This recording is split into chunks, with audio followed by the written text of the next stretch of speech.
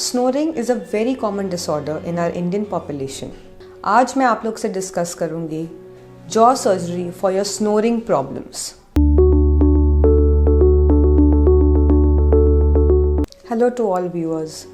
I am Dr. Shreya Krishna, your trusted oral and maxillofacial surgeon. Snoring is a very common disorder in our Indian population. Even though it is a very irritating disorder for the family members, however, the actual problem of snoring is more than just the sound it makes. Snoring is a very big sign कि आपकी body में something known as obstructive sleep apnea है. In this disorder, what happens is that at night when you're sleeping, आपकी जो windpipe होती है जिससे you are breathing, that completely collapses and occludes and entry of air into your lungs completely stops. तो इसका ये मतलब है कि जब आप सो रहे हैं आपके ऐसे spells of time आएंगे when you are not breathing at all.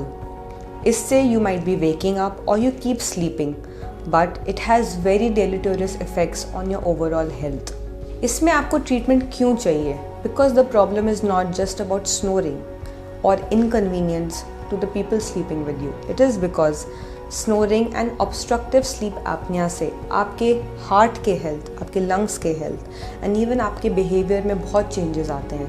We see that patients of obstructive sleep apnoea have higher chances of hypertension, of strokes, of heart attacks, effects on the lung, and even उनका work में efficiency reduces and their decision making capabilities also reduce. Now कैसे पता चलेगा that your snoring is just a snoring or your snoring is indicative कि आपको obstructive sleep apnea है? इसके लिए एक टेस्ट कंडक्ट किया जाता है which is called as polysomnography, जिसमें स्टडी होती है while you're sleeping. ये स्टडी घर पे भी की जा सकती है या क्लिनिक पे भी की जा सकती है. इससे क्या पता चलेगा is what are the parameters of your heart, of your lungs and of your sleep. जब ये स्टडी हो जाती है we calculate one AHI index which is the apnea hypopnea index. अगर आपकी वैल्यू इससे 5 से ज़्यादा ऊपर आती है it indicates कि आपको obstructive sleep apnea है. Once it is diagnosed, आपके पास क्या ट्रीटमेंट ऑप्शंस हैं? सबसे पहला एंड जो हर पेशेंट को करना चाहिए that is weight loss. Weight loss से बहुत इम्प्रूवमेंट आता है in your obstructive sleep apnoea. Second जो गोल्ड स्टैंडर्ड ट्रीटमेंट है is CPAP which is continuous positive airway pressure. इसमें क्या होता है आपके मुंह में या आपके नाक पे ऐसा डिवाइस लगाया जाता है जिससे प्रेशर से आपको हवा दी जाती है एंड आपका विंड पाइप खुला रहता है. So it is a very effective treatment option. However, because it is little difficult for the patient to have this device, बहुत सारे patients despite success ये छोड़ देते हैं अपने आप.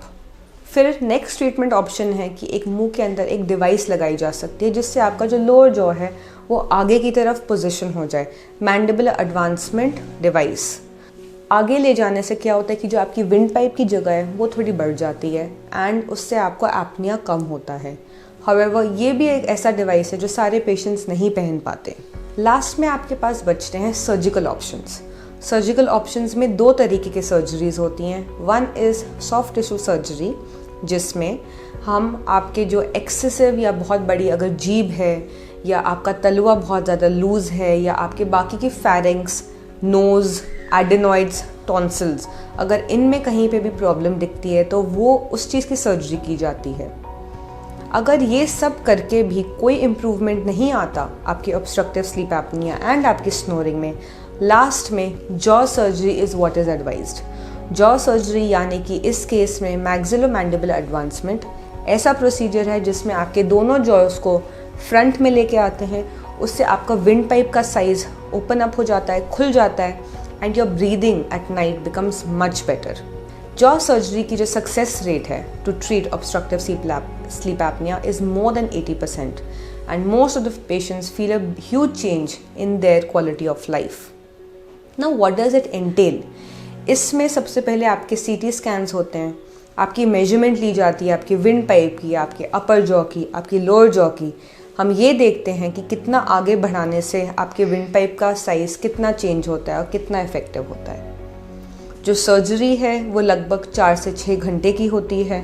न्यू पोजीशन में जॉस को फिक्स करने के लिए titanium screws and plates use किए जाते हैं एंड ये स्क्रूज लाइफ टाइम के लिए भी छोड़ दिए जाते हैं। 1 मंथ आपका एवरेज रिकवरी पीरियड होता है जिसमें स्वेलिंग, सम डिस्कम्फर्ट भी होती है। Your soft diet is advised for at least 1 month.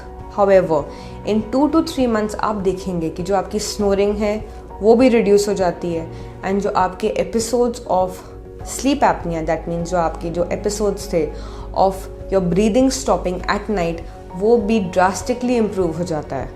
After a few months of the surgery आपकी पॉलीसोम्नोग्राफी रिपीट की जाती है जिसमें यू विल सी कि आपका जो AHI इंडेक्स है it is improved bye at least 70%। So this surgery is carefully thought of. It is advised only when all other options fail.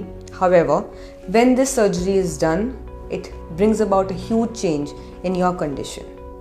To find out more, do leave a comment or DM us on our email ID provided below and subscribe our channel for other related queries. Thank you.